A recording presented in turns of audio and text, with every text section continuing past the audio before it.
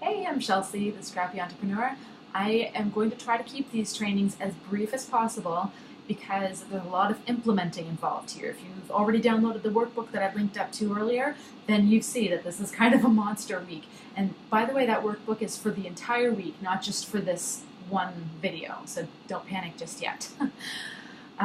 So anyway, let's dive right in. This week we're going to improve your time management, we're going to map out your goals and your why, we're going to help you stop procrastinating, and we're going to help you eliminate distractions. We're going to help you get twice as much work done in half the time. Sound good? So, first things first, let's talk about inventorying your time, your commitments, defining your why and your goals, and how to be more focused on what you're doing at the moment. So, first things first, let's eliminate the word busy from our vocabulary. Let's stop glorifying it because it's become the new, how are you? Well, the thing is, every time you say that you're busy, it becomes a little bit more true. So if I've got any law of attraction peeps here, you know exactly what I'm talking about when I say that what you focus on expands. So if you focus on the fact that you're so busy, guess what's going to happen? You're going to be even more busy, and you're going to feel that chokehold like you never have enough time. It's going to get even worse. So step one is stop saying that you're busy. Stop telling other people that you're busy. Stop telling yourself that you're busy. Because the reality is we all have the same 24 hours in a day, and some people manage to get so much done. You're going to learn some tricks to do that this week, but the reality is nobody is really busier than anybody else because we all have the same 24 hours. It's in how we choose to spend it. So we're going to help you eliminate some of those time wasters so that you feel like you don't feel that chokehold on you. So another concept that I want to bring up is time is an illusion anyway. Imagine this. Imagine that you are working. Let's say that you're working on your computer and your kid comes in and says, "Hey, Mommy, can you play with me?" And you say, "No, I don't have time right now." So they walk away. And then a few minutes later, they run in screaming and crying because they've cut themselves and they're bleeding. Well, are you still going to say that you don't have time? No, of course not. Of course you have the time. The thing is that the situation was the same. You still had the same amount of work to do. You still had the same amount of time to do it, but your priority changed. So you had the exact same amount of time, same situation, different priorities. You see the difference? So what does that tell us? It tells us that we need to be more proactive with our time in deciding how we spend our time instead of reactive. Because if we're always in reactive mode, kind of just trying to juggle the things that are thrown at us, then we'll never feel caught up. And I mean, you're never going to be caught up in reality. There's always going to be things to do. But when you're stuck in that reactive action, that's what gives you that chokehold feeling. That's what gives you that feeling like you're never going to get everything done. So proactive action is when you plan it out and you're very intentional with your time. So another thing, you're going to roll your eyes if you have to when you hear this, but a stitch in time saves 9. And I know you're probably like, I've already heard that before. Am I really going to sit through a training where I'm preaching this? Yes, because most of the time we are not actually practicing that. We're constantly in reactive mode. Again, we take the example if you know that you have to get your oil changed on your car, but you've been putting it off and saying, "I don't have time," or "I don't have money." Well, guess what? At one point when your car craps out on you, you have to find even more time and money, and that time and money appears somehow. Excuse me. So in reality, you had that time and money before, you just weren't making it a priority and you weren't being intentional about it. So I hope that makes sense the way I explained it. Excuse me. Now, time is relative as well. It's another thing to think about. Now, I'm going to give this example because I live this example more often than I care to admit. But when you are, if you happen to have a 3-year-old, let's say, hypothetically, and it's 10 minutes to bedtime. He goes to bed at 8, and it's 10 minutes to 8. So you tell him, okay, 10 minutes to bedtime, And that 10 minutes for you drags on. Like 8:50 or 7:51, 7:51 and 30 seconds, 7:50. Anyway, you get the point. Like all the way till 8 o'clock, it just drags on and on. But then they're just like, that they didn't even see that time pass by. He didn't even see that time. And when I tell him it's 8 o'clock and it's time to go to bed, he's just like, no, it wasn't 10 minutes. Blah, blah, blah. That's because time is relative. That 10 minutes was super fun for him. He was playing or watching TV or whatever it was he was doing. But for me, I was watching the clock because I'm about ready to sit down with a glass of wine. Not that I'm speaking from experience or anything, but you know what I mean. Time is relative.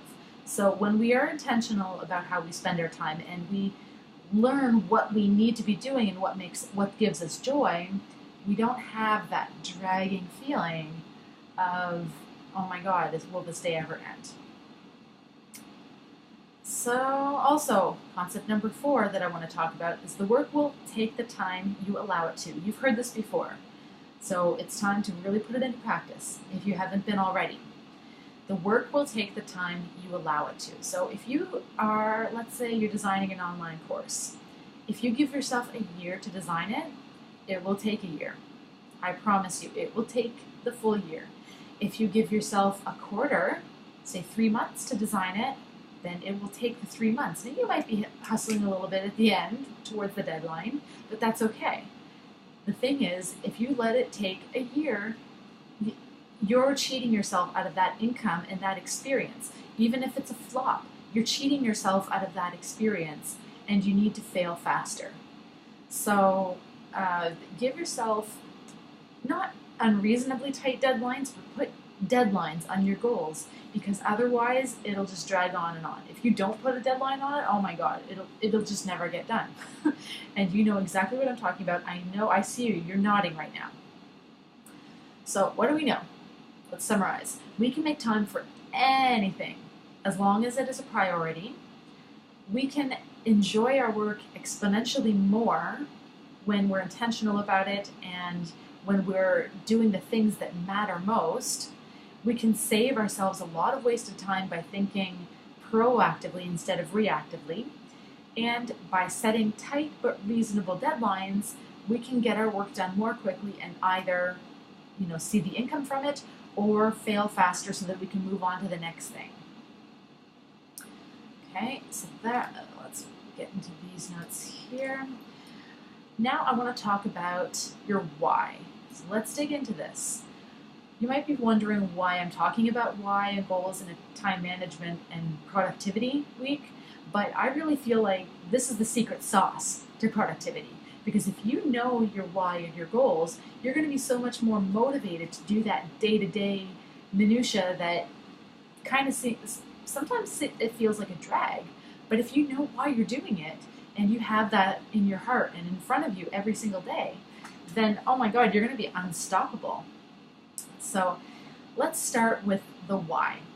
Now, I like to say that you want to ask yourself why, just as if you were a 3-year-old child. Again, not that I'm speaking from experience or anything, but imagine you've got a 3-year-old child just asking why, after everything you answer.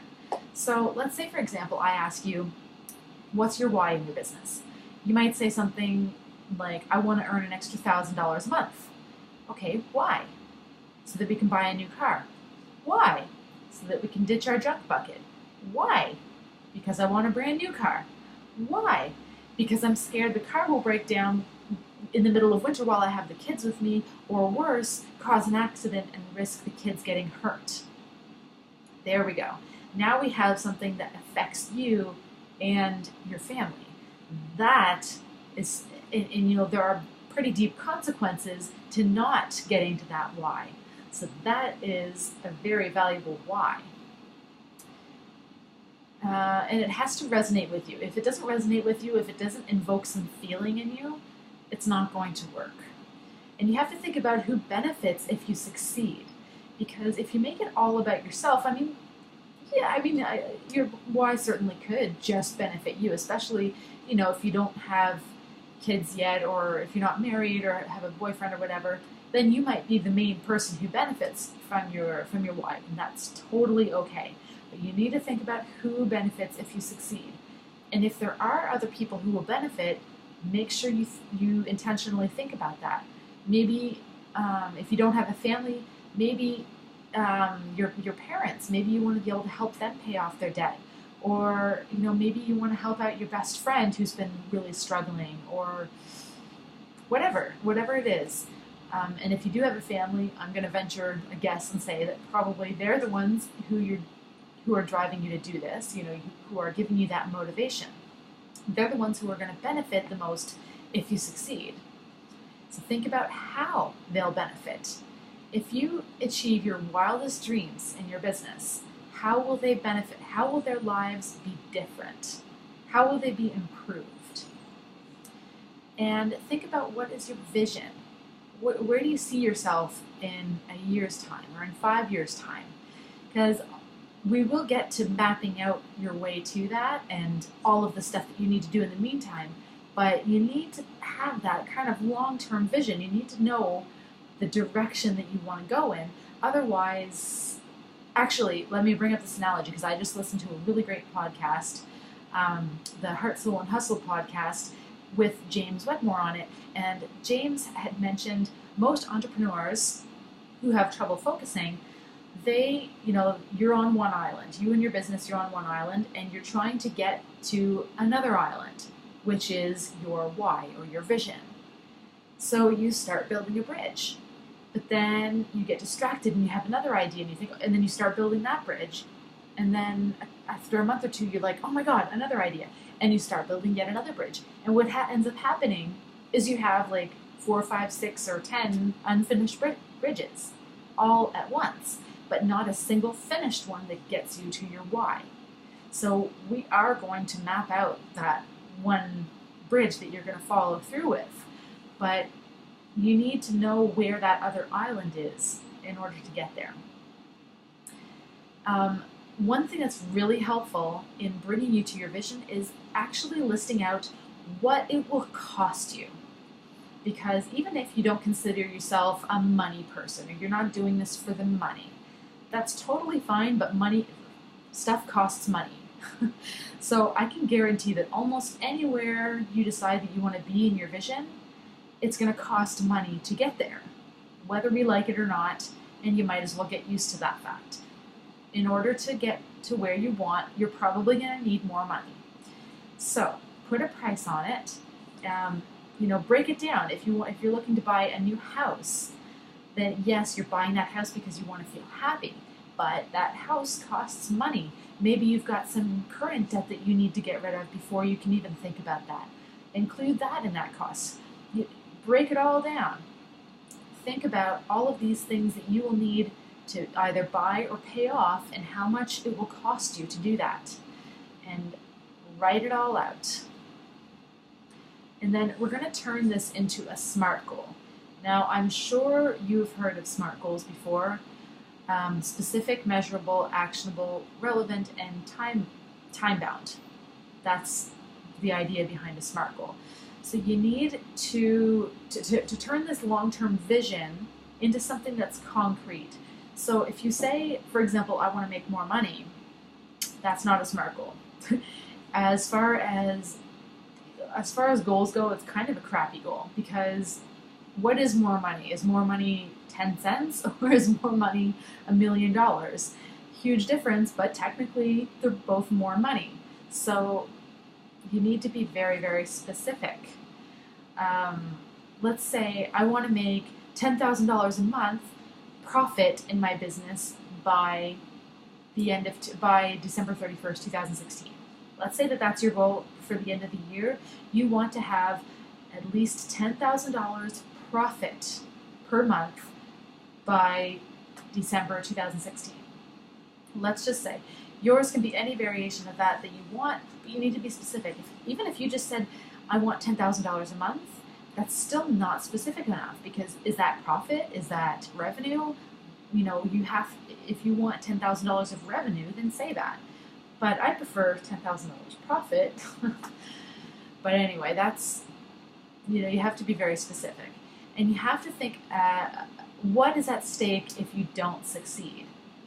Now, maybe what is at stake is your life stays the same. Well, I mean, maybe your life is pretty good right now, but how much longer are you willing to stay at this level that you're at now? And I can guarantee that you're doing this business is because you want something to change in your life. So if you were still exactly where you are right now, a year from now, how would that make you feel?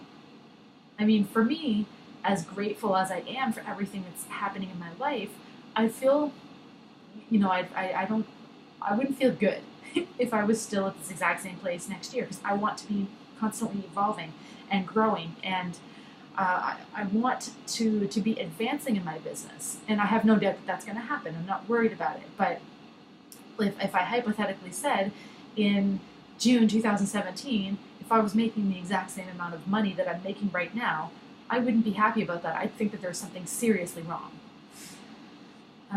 Okay, perfect. So that part is good. Let's dig into the next thing, which is going to be clearing your plate time-wise. We're going to figure out what commitments that you can clear from your plate. In the workbook that I provided you, you're going to have on the very first page a place to list all of your commitments that you have on a week-to-week basis. So you need to do that, and then you need to review it. Once you've done that, you might even want to come back to this point in the video, which is about 16 and a half minutes. Come back to this point in the video, and we'll finish it up. Or else you can just, you might even have the workbook in front of you. So look at that list of commitments that you wrote down, and think about, are there any commitments on your list that just kind of fill you with dread, that you look at and you're like, every single time they come up, you're kind of hoping that they cancel, or it's kind of a drag. It doesn't fill you with energy, it doesn't make you happy, and it doesn't serve you. Are there any commitments on your list that fill you with that feeling? You need to find a way to nix those right freaking now. Because if they're not serving you in any way, then chances are they don't need to be in your life. Now, there might be some exceptions to this. Let's say if you're taking care of a sick family member, I could see how that wouldn't necessarily be a great feeling, but at the same time, yes, I mean, you want to take care of them, and there's going to be some mixed feelings there, and there are definitely tricky situations like this where it's not necessarily the thing that makes you the most happy. However, you want to do it, and there's a part of you that obviously feels good doing it because it's a person that you love and want to take care of. So I mean, I'm not going to automatically say like just nix anything in your schedule that doesn't make you feel good, because there are going to be some gray areas. However, chances are there's going to be some that are pretty clear. You're going to see like, okay, I keep going to lunch with this person at work, and I end up just listening to them complain the entire lunch hour. That is bringing you down. You need to stop doing that.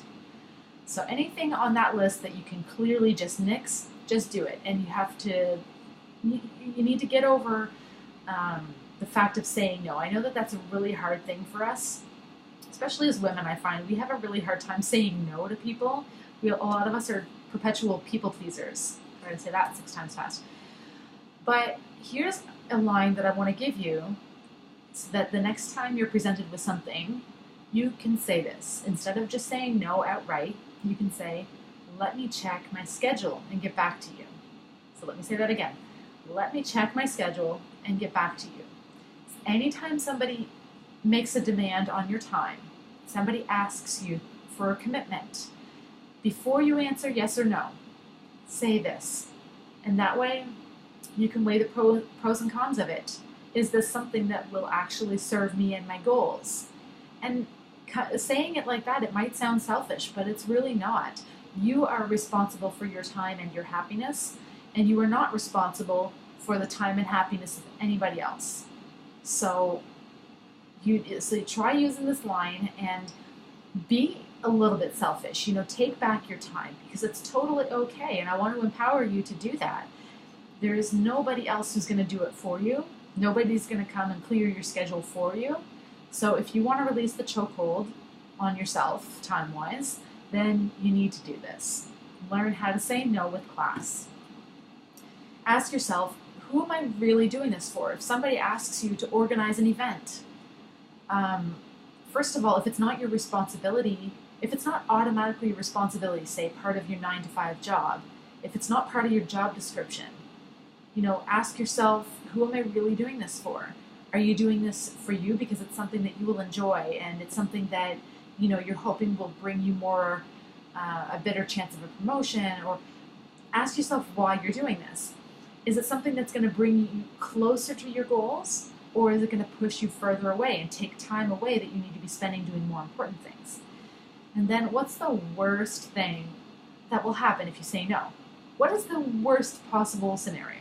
Chances are nothing's going to happen. Maybe that person will say, oh, I hate you, I never want to see you again, but I doubt it. Chances are they'll say, okay, well, thanks anyway. That is most likely the answer you'll get. And also, ask if you actually want to do this. If somebody asks you to host a party at your house, but you don't want to do it, you don't have to. It's your house. So feel free to say no to things like that. And you know what's harder than saying no? Is saying yes and then backing out later. So it's a really good idea to get in the habit of saying no to things that you don't want to do and that don't serve you. You have full permission to clear things off your plate that are not essential for your happiness or your business. No guilt. Excuse me. So how much time do you think you're spending? Let's talk about your work time for a minute. How much time do you think you're actually spending doing work? Now, here's a shocking statistic that I came across. On salary.com, they did a survey, and of the respondents, 89% admitted to wasting time at work each day. Now, that is, some of them admitted to wasting as much as half their workday. So that is almost 9 out of 10 people wasting some amount of time at their work each day. And that's like 20 hours a week, poof, gone on a standard 40-hour work week. Isn't that crazy? And that is of jobs where you have a boss typically breathing down your neck. Imagine when you're working at home on your business, you don't have anyone holding you accountable most of the time. You're just kind of sitting there at your computer. You are your own boss and your own employee, which can be kind of a disaster if you don't actually focus and get the work done. There's nobody who's going to there's no repercussions, or no immediate repercussions, I should say, if you don't do your work. There's no punishment other than the fact that you might not achieve your dreams. That's a pretty big punishment if you ask me, but it's hard to get over the instant gratification. So if in case you're still not convinced that you're wasting a lot of time at work on your business, workers on average spend 28% of their day reading and answering emails. That is ridiculous, because emails, chances are not the core activity that you need to be doing in your business. So wasting almost 30% of your day, that's between a quarter and a third of your day, gone wasting emails. That is ridiculous. So you need to set boundaries with yourself when it comes to those time-wasting activities like emails. Determine how many times a day that you want to check your emails. Maybe it's 5 times a day. Every time you check your email, write down on a piece of paper, do a little check mark. And every time you do that, you're like, oh my God, I only have 3 times left today. I better space it out. And in between that, spacing it out, you might actually get some work done. Go figure. Computer is kind of slow here.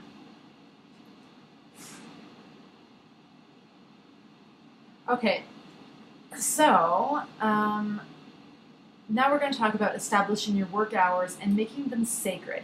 Now I realize we're running a little bit long here, so I'm going to zip through this. When you do your assignment in the PDF, you're going to be asked to log all the things that you spend your time doing. Now you'll need to analyze that after you're done, and you'll be surprised at how much time you're wasting. It's kind of ridiculous. So you got to think about, what are you willing to give up?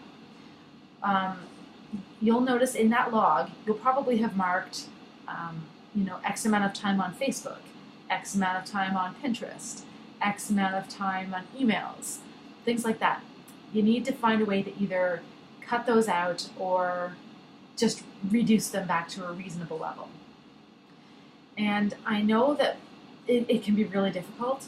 So one thing that I really like to do to kind of cut back my time checking my email is I actually turned off the notifications on my phone. You know that little annoying red little bubble that tells you that you have new emails? Turn that off. On your iPhone or whatever phone you're using, I'm sure there's a way to do this, but on your iPhone you go into the settings and you go into the mail and the notifications, you can turn them all off. No push notifications, no red bubble notifications, no banner notifications, nothing. So that is going to help you resist the temptation to be checking your email constantly and stick to that, say 5 times a day or whatever it is that you establish for yourself. And also, you need to check your work hours. Do you have set work hours? This is really important, and a lot of us, we know that we're supposed to do it, but we don't do it. We don't set work hours. When are you open for business? Now, a lot of you might be saying, especially if you have kids, what if I don't get any time alone in the house? I know that can be really tricky, so I'm going to give you a few tips. If you have a 9 to 5, try working on your lunch hour with headphones. Now, I say headphones, but don't put music on in those headphones. The purpose of the headphones is to discourage people from talking to you while you're trying to work. There's something about those headphones that emits a do not disturb vibe. So put on a set of headphones and don't put on any music. If you must put on music, make sure that it's music with no lyrics, otherwise you tend to get caught up in those lyrics and in the story. So another suggestion is either get up an hour earlier to do some work before everyone is up, or stay up later after they go to bed if you're more of a night owl, depending on when your biological clock works best. And another really helpful thing I found was listening to personal development or webinars or podcasts on my commute. So audiobooks, podcasts, whatever you've been kind of meaning to listen to it on your commute. If you're allowed to listen to these things while you work, or, during your 9 to 5, then by all means, but that probably means you'd be less productive at your 9 to 5, which isn't good either. So the point is to get creative. Start brainstorming some ways that you can fit in your work. Now, you might be thinking, won't I be too tired if I'm always working? And yes, that can be a challenge. So the key is to not burn yourself out. So the number of hours that you work is something that you'll experiment with, and it depends on how quickly you want to get to your goal. Obviously, the more hours you dedicate, logically, the more quickly you'll reach your goal. But I found that personally, I'm going to be tired at the end of the day regardless, and I'd rather have that, man, I had a productive day type of tired than I didn't do jack squat with my day tired. So yes, you'll probably be tired, and you need to find a balance that you can sustain long term. So I'm not saying work 40 hours on your business as well as your 9 to 5. I'm not trying to burn you out here. You just need time each day to breathe and relax. So if you say that you can't get any peace in the house, I can certainly appreciate this one. If you're a mom, and especially if you have to start your business without the help of a spouse, whether that's because they're not there when you need to work, or they're not supportive, or you just don't have one, you may have some obstacles, and they're just that, obstacles. They're not limiting factors. You can still get past this. So find the time of day that you're least likely to be disrupted and go with it. And some people say that your spouse just doesn't get it. And if your spouse isn't a born entrepreneur such as yourself, then you might run into this. My spouse doesn't get it. This can be so tough, and I've seen it many times. They don't understand why this is so important to you. They might try to get you to stop working and watch a movie with them, or maybe they've even told you they don't believe you'll succeed, which can be really painful. And if that's the case, it can be a huge blow to your ego. But here are a couple things that you can do to try and get them on board so that you can build a fortress around your work time and get them to back you up on it. Make a deal with them. Like, for every hour of uninterrupted work, that you help me get during this week, I'll give you a minute massage. So if they help you get 20 hours, then they get a 20-minute massage or whatever.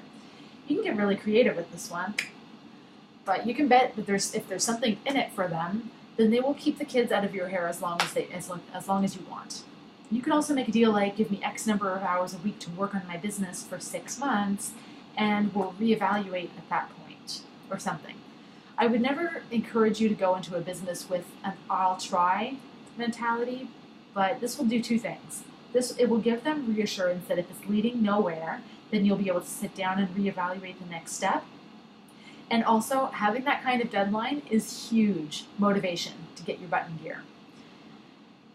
Also, tell them how much you appreciate them. Don't forget to thank them for every little thing that they do to help you make more progress in your business. That's something to be thankful for, so let them know that. When they do show support, whether that's keeping the kids at bay or supporting you on a bad day, or make sure you acknowledge that. A lot of times, entrepreneurs' spouses feel a bit threatened when you decide to embark on a new journey that doesn't really involve them that much. So letting them know that they're still a huge part of your life can make a huge difference. And like I said before, what you focus on expands. So focus on those good things and you'll get more of it. And finally, if you're already earning in your business, use a bit of your earnings to buy them a little something. Let them know that money came from your business and that the reason you were able to do that for them was because of your business. This will show them that your business is allowing you some fun extras that you couldn't afford before. So, here is your assignment. Download the workbook. Now, I want you to do just the Module 1 section. So, 1, 2, 3, 4, Module 1.234. Don't worry about the second and third parts of it yet. We'll get to those later in this week. But just complete Module 1. And that is going to be 4 pages.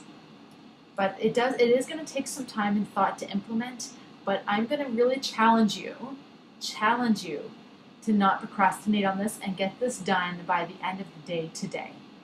Because as soon as you start falling behind, you're going to be tempted to say, screw it, and that is no way to start this mastermind. So I'm going to challenge you to download those and print them out and put some thought into it. Don't just scribble anything down just to have it done. This isn't your 7th grade homework. This is your life. This is your dream life we're talking about. So hit me up in the Facebook group. Again, my name is Chelsea. My name is Chelsea Jarvis, but Chelsea Cayer, C-A-Y-E-R. If you need to tag me in the group, go right ahead. I'm here to answer any questions that you run into. And I will be back in a couple more days with another training. I will see you then.